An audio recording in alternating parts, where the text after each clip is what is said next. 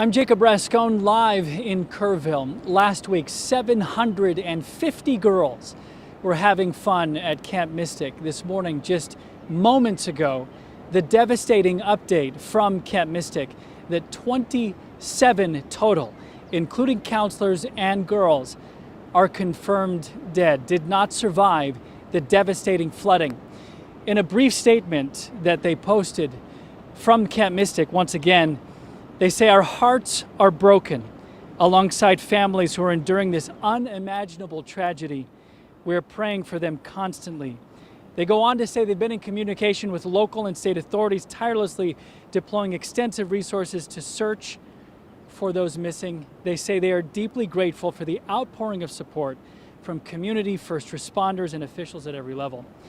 For the first time, we're able to be live here right at the level of the Guadalupe. Behind me, you can see just how fast it's still moving after the historic flooding from Friday morning. You're seeing the bent trees, the broken trees, the debris off in the distance, including tarps and blankets, and we've seen clothing and roofs from tiles. There's a tank lodged there. Earlier on Friday, the river so ferocious that entire cabins and RVs and cars and homes were carried away. The number of dead officially is above 80. The next official update from investigators will come at 10 a.m.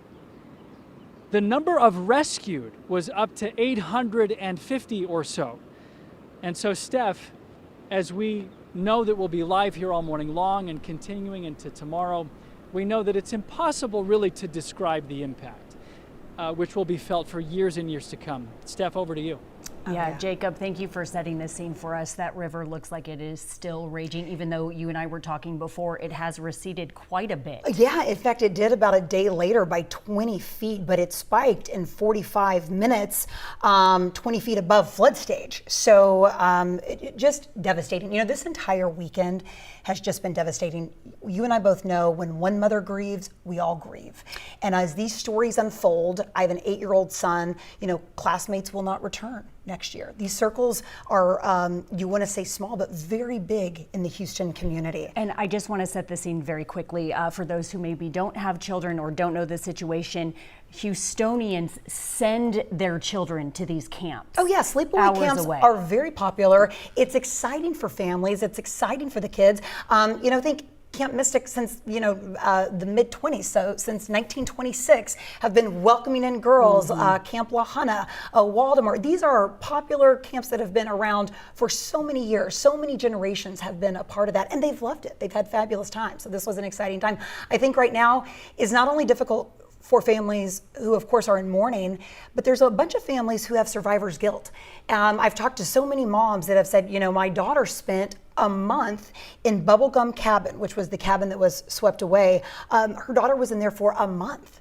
And so then they got out in time. And they got out because she was in there for the entire month of June. So before the week started, this was a whole new set of campers that went in, you know, for July 1st. These are people you know personally. Your son goes to school with I know, these children. and it's hard because my son's 8 years old, and many of these girls were 8. And again, they connect so big. They're you know, daughters, but cousins, friends. You know, this is going to be hard to explain to children of that age why potentially a classmate will not be there. What, you know, understanding this doesn't happen at every camp, but this did happen, and understanding the threats and survival. I've talked to many moms with boys that, you know, want them to become Eagle Scouts. They want to build this survival instinct and kit that their kids have. You wouldn't have thought about this. I mean, this has changed everyone to see families. But these children that are 7, 8, and 9 years old, it's just the events that unfolded this weekend, it's gut-wrenching. It makes you sick when you really start thinking about what unfolded. You know, first from a weather perspective, but then you know, for all of these families who are just in grief and mourning, be it within their tight circle, or be it their extended family, or their friends, or their community. It's just so hard. And those who have lost and those who have not gotten closure yet, we certainly think about them. And if you are one of those impacted, we do want to let people know therapy. There are resources. We've had things, devastating events happen very close to home here in Houston. And, you know, as the mother of a 9-year-old boy as well, I had to step away from reading the news because I found myself tearing up, because we do our very best as mothers, Cheetah, to provide our children with experiences. I know. And it's so hard. All weekend, you know, it's like we are grieving. We are all grieving together. You have these waves where you can't stomach it. You can't. I mean, even I know with my 5-year-old daughter in 2 years, if she went to Camp Mystic with a group of her friends, we would have been so excited. We would have been elated that, you know, she's going, what an experience she's going to have for the week, for 2. Some families send for a month.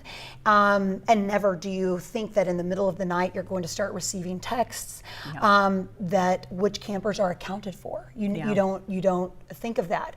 And you know, these camps often do promote too. You know, they don't have kids bring an iPhone or an Apple Watch or any devices, so they can't use devices, which that's the idea, to be in nature. And none of that would have helped if they're in their little beds, sleep in the little bunk beds. When you see those pictures, there were many wonderful stories of survivors as well. And that is, if there's any good news, some families are holding their children tighter. That's true. And we certainly feel for those families who did not get that.